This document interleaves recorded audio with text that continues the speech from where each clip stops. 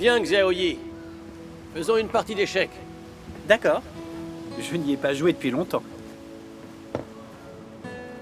Oh, qu'est-ce qu'il fait beau aujourd'hui. Cela faisait longtemps que votre père et moi, on voulait venir ici avec vous. Maman, il fallait le dire plus tôt. C'est vrai? Vous travaillez tellement aussi. Même les week-ends, j'arrive à peine à vous croiser dans la maison. Vous êtes plus débordés que moi. Qu'est-ce qui vous occupe à tel point que vous sortez tous les week-ends? Hé, vous allez à l'église, c'est ça? C'est pour votre bien que je vous interdis de croire à Dieu Tout-Puissant.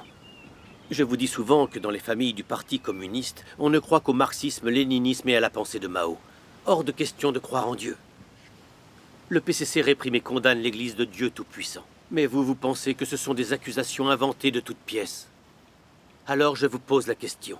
Comment expliquez-vous l'affaire de Zhao Yuan, qui a choqué tout le monde? Cette affaire a même été jusqu'au procès.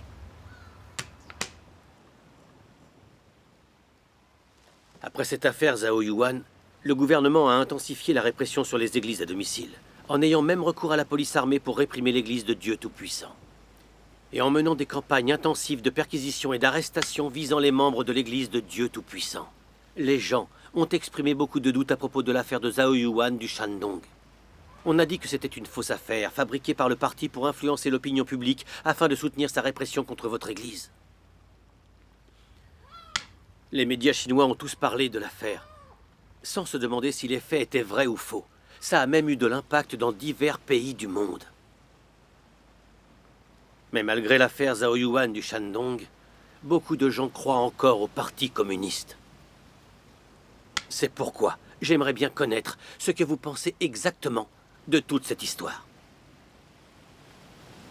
Papa, combien de temps le PCC pourra-t-il tromper le monde avec cette affaire bidon? Est-ce que cela le sauvera de son inévitable destin funeste?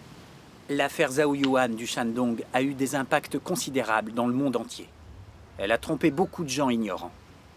Mais les nuages noirs ne cachent pas le soleil indéfiniment. Les ailes du corbeau ne suffisent pas non plus à cacher le soleil. La dissimulation et la tromperie ne durent pas. Les mensonges resteront des mensonges et ne deviendront jamais la vérité. Avec le temps, le PCC est devenu de plus en plus malfamé, corrompu et mauvais par ses tromperies et ses arnaques. Il a mauvaise réputation en Chine, mais aussi à l'international. Ces arnaques et ces tromperies suffiront-elles à le sauver? De plus en plus de gens dans le monde voient clairement son vrai visage. Plus personne n'y croit. Puisque le PCC est un parti notoirement athée et un groupe mauvais et satanique particulièrement sinistre et qui résiste à Dieu partout, ces tribunaux doivent être ceux de Satan. Les procès qui s'y tiennent peuvent-ils être justes et équitables? Le PCC est une dictature et une tyrannie. On n'a pas de justice indépendante. Les juges n'ont pas d'autonomie. Ils reçoivent tous leurs ordres du gouvernement chinois et gèrent les procès selon sa volonté. C'est un fait déjà établi.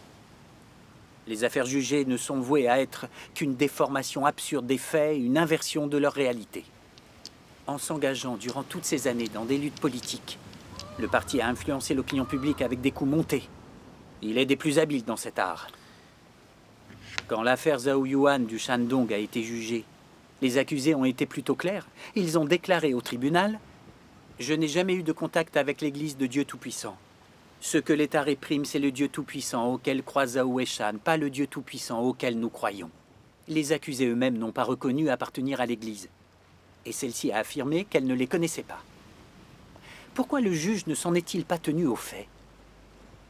Malgré l'absence d'éléments probants, pourquoi le juge a-t-il associé ses suspects à l'Église de Dieu Tout-Puissant? Ça prouve bien que c'était un coup monté. C'était de la falsification et de la tromperie. Aujourd'hui, plus personne ne croit aux médias du parti, ni aux mensonges auxquels il veut qu'on croie. Non.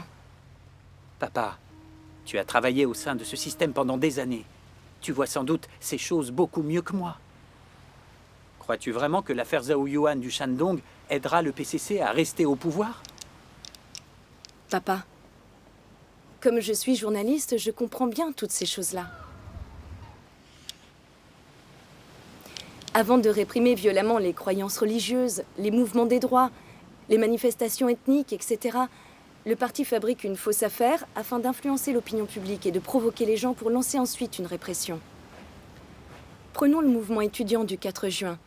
Il a commencé en défendant l'intégrité contre la corruption, la démocratie et la liberté, puis le parti a ordonné à des personnes non identifiées d'agir comme des étudiants et d'infiltrer le groupe pour se battre, voler, brûler, retourner les véhicules militaires, créer le chaos et faire accuser les étudiants à leur place.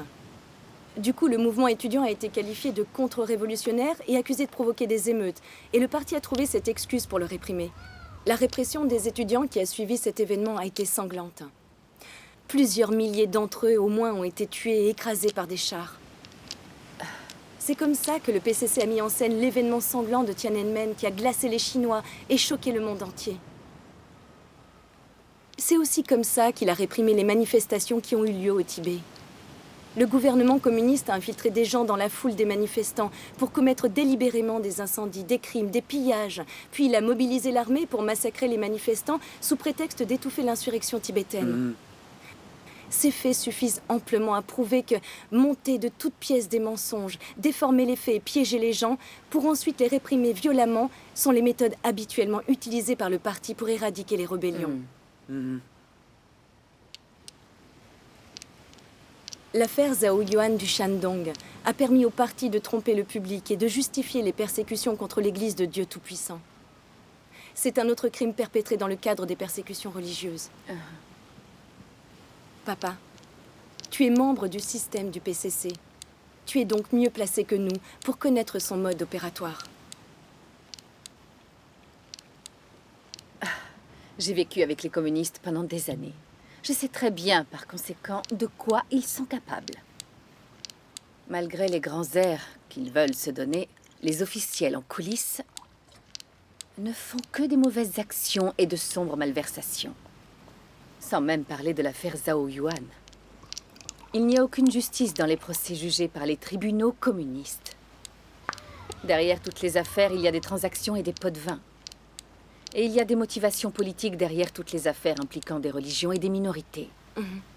Maintenant que tous les méfaits du Parti communiste sont dénoncés par de plus en plus de gens, je pense que les mensonges de l'affaire Zhao Yuan ne resteront pas secrets longtemps.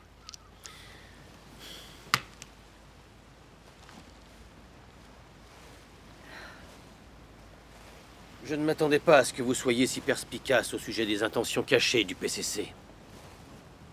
Il semble que vous ayez vraiment mûri. Mais vous êtes encore néophyte. Qu'est-il arrivé après les troubles du 4 juin 1989 causés par les jeunes rebelles? Ont-ils tous été réprimés? Certains ont été tués, blessés et emprisonnés. D'autres ont fui à l'étranger. Qui a pu combattre le PCC? Même si l'affaire Zhao Yuan a été une affaire d'injustice et de mensonges, alors quoi? Trop d'affaires injustes et mensongères ont été montées par le parti, dont beaucoup sont connus des gens.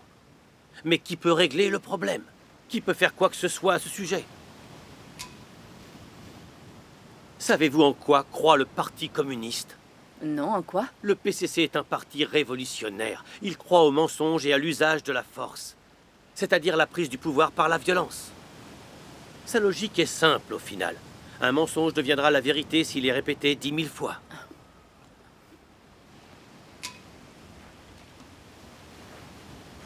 Peu importe combien de gens doutent de ces paroles, combien les nient et combien n'y croient pas, le PCC s'en fiche pas mal et continue à mentir et à tromper. Tant que les effets immédiats et ses buts sont atteints, il se moque de ce que ça coûte. Si les gens se rebellent et manifestent, il n'hésitera pas à se servir des chars et des mitrailleuses pour résoudre tous les problèmes. D'ailleurs, si besoin, il utilisera les bombes atomiques et les missiles pour contrer les rebelles. Il aura recours à n'importe quel moyen pour maintenir sa domination. Quand l'affaire Zhao Yuan est sortie dans la presse, le PCC a déployé massivement des unités de police armée pour réprimer et arrêter les chrétiens à tout prix. Qui aurait pu l'arrêter? Qui a osé lui résister? Même quand les étrangers étaient capables de déceler les tromperies du PCC, que pouvaient-ils faire? Le PCC a plein de façons de contrer la condamnation des démocraties occidentales. Il utilise l'argent pour tout arranger. Un proverbe dit « Qui reçoit un cadeau vend sa liberté ». De moins en moins de pays condamnent le PCC maintenant. Les forces qui lui sont hostiles ont peur de s'indigner. Quoi qu'il arrive, le parti arrive toujours à faire respecter son autorité. Tant que ce gouvernement restera au pouvoir, vous, les croyants, ne vous attendez pas à être libres. La manifestation et l'œuvre de Dieu en Chine seront toujours détestées et interdites par le parti. Que le parti réussisse à atteindre son but d'établir un domaine athée en Chine ou pas, il ne cessera jamais de vous arrêter et de vous réprimer. Je l'ai compris il y a très longtemps. C'est pourquoi je refuse que vous croyiez en Dieu Tout-Puissant. Si je le fais, c'est pour votre bien. Vous ne comprenez pas? Xiao Rui, viens. D'accord.